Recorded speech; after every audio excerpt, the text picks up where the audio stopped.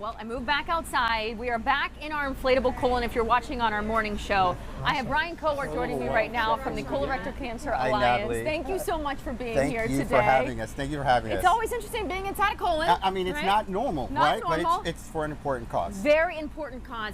Colon cancer, the second leading cause of cancer deaths in the country for men and women combined. That's right. That's right. It's a scary, terrifying statistic.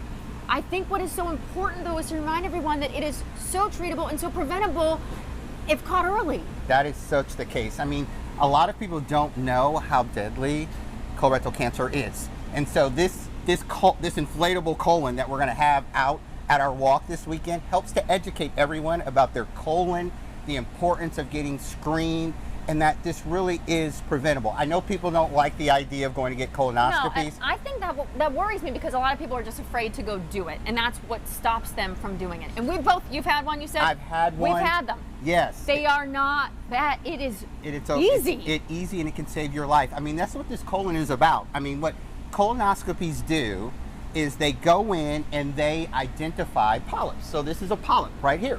And so a polyp cannot be harmful. It's okay. But if it's precancerous, you want to remove it so that it doesn't become cancerous, which is this polyp over here. Mm-hmm. And then if you don't remove it, it can actually become advanced into a very, very late stage, which makes it almost uncurable. So that's why it is so important to get screened, is so that you can remove these polyps that are in your colon before they become cancerous. And thankfully, they take a long time to turn into cancer. And that's why they will go from, say, 1 month, maybe you can go, I'm sorry, so you start by getting one year, and then they'll sometimes say 5 years out if it looks all good, or even 10 years on some people, right? It can take a while, but we're finding in younger individuals that actually the time frame from it becoming a precancerous polyp to is a shorter time frame. So even at the younger ages, starting at 45, it's so important that you go to your doctors and ask them to get screened. Well, and this statistic here about the leading cause of cancer deaths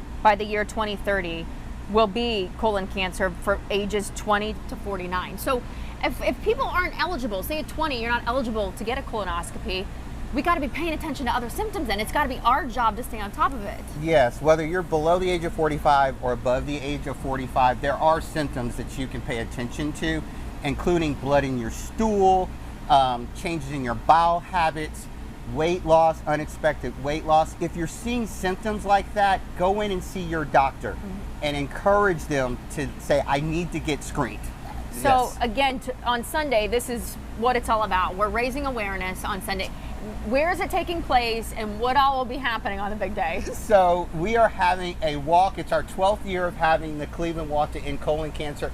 It's at the Flats at East Bank at 9 o'clock on Sunday. We want to have everybody come out. We're going to have the inflatable colon. Who doesn't want to walk through the inflatable colon? Why not, It right? will be there. But really, it's about raising awareness.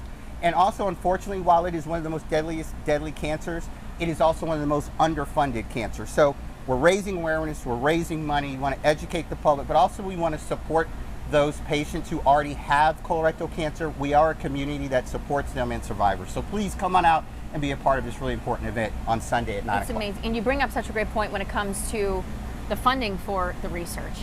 Where would we be without our researchers who come up with the answers that we need to hopefully someday put an end to all of this?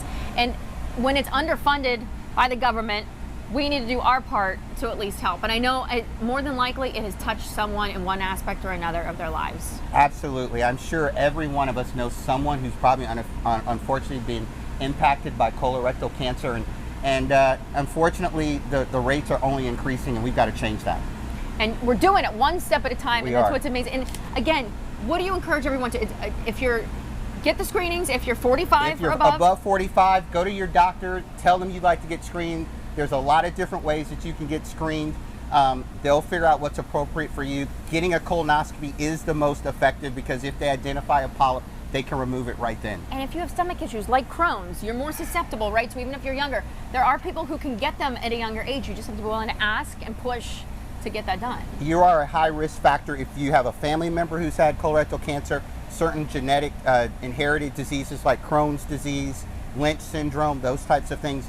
you can certainly get screened younger than 45. It's so important. Take care of your bodies. Ask the questions. Go to the event. It's going to be absolutely wonderful this Sunday. Thank you so much for thank coming you, Nellie, today. for Thank having you for us. all the work that Yes. you guys do. And thank you for Very being proud. under the colon with me today. I like. Whoever thought being in Colon would be so fun? All right. We're going to go to commercial break and we'll be right back.